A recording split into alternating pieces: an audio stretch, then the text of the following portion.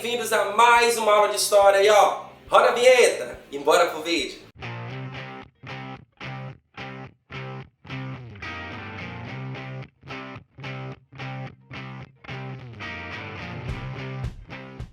E no vídeo de hoje nós vamos conhecer um pouco mais sobre o Rio Nilo e o Egito Antigo. Na verdade, nós daremos continuidade aos nossos estudos sobre a relação que os seres humanos tinham com os rios e a construção de sociedades antigas, como neste caso, o Egito. Talvez uma das primeiras coisas que deve passar na nossa cabeça é de que o Egito é uma região árida, seca, e que o Nilo vai ser um presente do Deus, na crença dos egípcios, para esta localidade. Se ela é muito seca, o rio vai acabar ajudando neste processo de fixação das primeiras comunidades, como nós já vimos em outras sociedades mais antigas, como China, Índia e Mesopotâmia. Aqui no Rio Nilo, há 6.000 anos, alguns grupos vão começar a formar os primeiros nomos, que são comunidades independentes que vão se aglomerar nas regiões do Nilo ao longo de seu percurso. E só depois de algum tempo é que elas vão se unificar, então vão todas se juntarem e formarem um grandioso Império Egípcio. E eu já comentei também em outras aulas que o Rio Nilo transbordava em algumas épocas do ano, o que vai fazer com que essa região fique alagada e então eles não possam plantar e nem desenvolver agricultura nesse momento. É o período em que eles se recolhem. E aí quando essas águas baixam, então esse terreno fica mais fértil, esta lama vai surgir e então eles plantam, cultivam alguns alimentos que serão muito característicos para aquela região, como por exemplo, trigo, cevada, uva, abacate, que fazia parte da alimentação mais comum dos povos egípcios nessa época. E claro, minha gente, eles também vão desenvolver alguns diques e barragens para poder conter a força dessas águas quando elas transbordavam neste rio. Vejam que é uma região seca, que tem um rio para aquele povo considerado um grande Deus, um grande presente, uma grande dádiva, e assim eles conseguem desenvolver o seu império. E já que eu estou falando de império, você deve lembrar aí que o cinema, utilizou muito essa região do Egito para poder fazer várias cenas cinematográficas, mas o que nós temos aqui é um império egípcio que tem uma sociedade muito bem estratificada. O que é isso? Uma sociedade organizada por camadas, na verdade por uma pirâmide,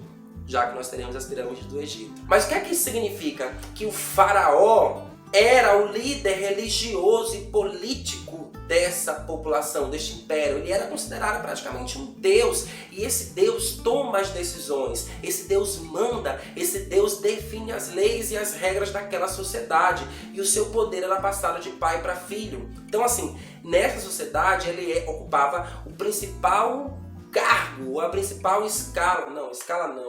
a principal camada da população, ficando no topo. Então você deve imaginar aí que ele dominava tudo. Agora, é claro que vão existir outros grupos dessa sociedade estratificada em camadas, e a gente vai conhecer agora. Temos aí na ponta da pirâmide o faraó, claro. Temos também os nobres e os sacerdotes que ocupavam ali a nobreza mais próxima do faraó, portanto, tinha uma influência muito grande junto ao faraó. Temos os soldados, então eles ocupam a terceira parcela, a terceira parte dessa sociedade, portanto era muito importante que eles fossem bem tratados, bem cuidados e tivessem alguns privilégios, porque eles defendiam não só o faraó, mas também poderiam conquistar novos territórios. Os escribas, que eram os responsáveis pela escrita, pelo desenvolvimento da escrita e também o registro das leis e também, claro, os registros do comércio. Temos os comerciantes que realizavam vários trabalhos também, tinham alguns privilégios. Temos os artesãos, que aí são os responsáveis pela fabricação de vários produtos e várias coisas essenciais para a vida dos egípcios. Os camponeses, que trabalhavam com a agricultura, percebam que estão na parte mais de baixo da pirâmide. E os escravos, que também não tinham direitos nenhum privilégio. Nessa sociedade, então, o faraó era o líder e o restante era apenas os seus dominados. E como é que era o cotidiano dos povos egípcios? Basicamente comum a outros cotidianos, então eles se dedicavam muito à agricultura e à criação de animais e esse grupo era um grupo dos camponeses que se dedicavam a isso. Também realizavam pesca e caça ali próximo do rio Nilo, então era uma vida muito ligada à agricultura, uma sociedade muito agrícola. Já os mais nobres tinham uma vida mais luxuosa, de requinte, viviam nos palácios. Acho que sem fazer nada, né? Enquanto os mais pobres tinham casas muito simples. Essa divisão social dentro Essa divisão social dos povos egípcios acabava classificando aí o lugar que cada um ocupava. Portanto, os mais nobres tinham privilégios, os mais pobres não tinham privilégios. As casas dos mais nobres eram muito melhores do que as casas dos mais pobres. Isso justificava muito essa estratificação e como cada um vivia em sua camada social. E a religião? Qual era a religião dos povos egípcios?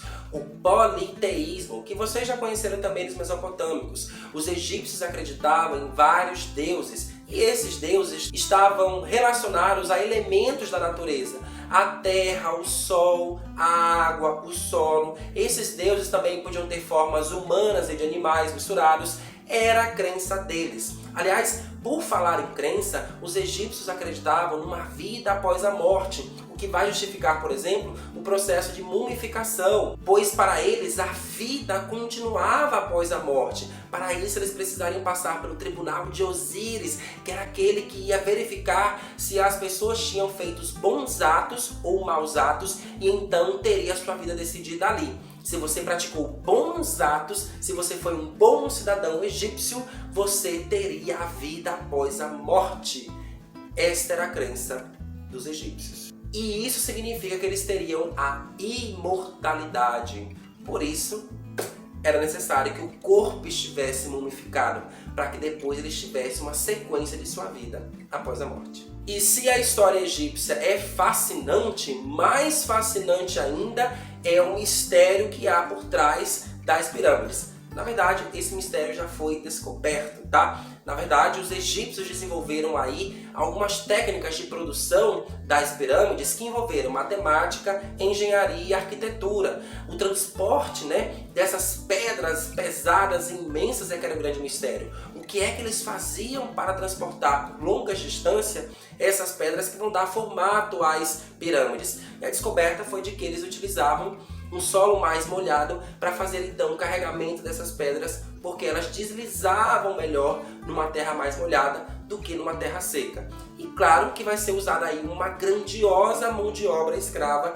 para fazer a construção dessas pirâmides. E o que é que elas eram? Basicamente o túmulo do faraó, que vai, além de guardá-lo, guardar também alguns objetos preciosos, objetos de valor, de ouro. E nas paredes dessas pirâmides eram pintadas ali algumas cenas do cotidiano do faraó e também dos deuses. E os hieroglifos, ou hieróglifos, que é a escrita egípcia, vai recontar a trajetória desses povos, na verdade, dos faraós, e então vai nos trazer informações sobre o modo de vida dos egípcios e também as suas principais crenças. Então, a pirâmide acaba sendo uma importante fonte histórica para os historiadores e arqueólogos, que acabam nos trazendo várias informações sobre as atividades que eles desenvolviam, as suas crenças, os seus mitos e os seus rituais, porque estava tudo registrado nas paredes das cavernas. Cavernas não, das pirâmides. Onde eu estava com a cabeça em falar cavernas? Pirâmides, meu Deus, cavernas.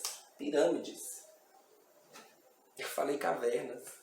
Então eu espero que você tenha percebido aí que o modo de vida dos egípcios era muito parecido com o modo de vida de outras populações e sociedades antigas que já conhecemos. A sua relação com o rio era muito poderosa, era um deus e, portanto, para eles era muito importante que esse rio tivesse uma aparência de deusificação para que eles tivessem o seu retorno. E o retorno viria em volta de colheita, de agricultura, que era o mais importante naquela época. Também espero que você tenha percebido aí a divisão social dos egípcios também um pouco próxima e parecida como dos povos mesopotâmicos. Era uma sociedade também estratificada e cada pessoa vivia em sua camada e sua classe social sem mudar para outra classe e também tendo privilégios ou não privilégios diferentes para cada uma delas. O Egito ainda nos traz esse mistério das pirâmides e a sua religiosidade e que pode ser temas de várias aulas nossas, com certeza. É isso, gente. Eu espero que você tenha gostado dessa aula. Não sai daqui sem deixar o like e a gente continua conversando numa próxima aula sobre esse assunto, tá certo? Beijo grande, minha gente. Até a próxima aula. Tchau!